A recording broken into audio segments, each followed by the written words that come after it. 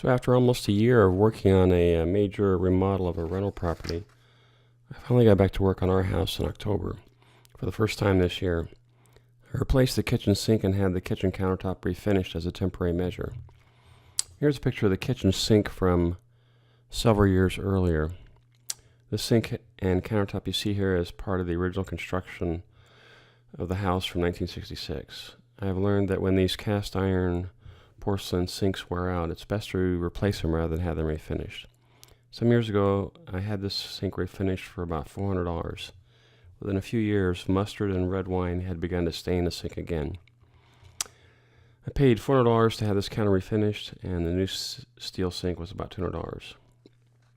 This quarter, I began to finish the 3 walls of the dining room.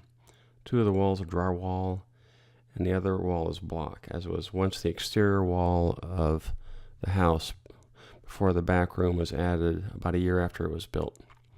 This picture of the door to the carport shows an out-of-plumb condition for the door jamb.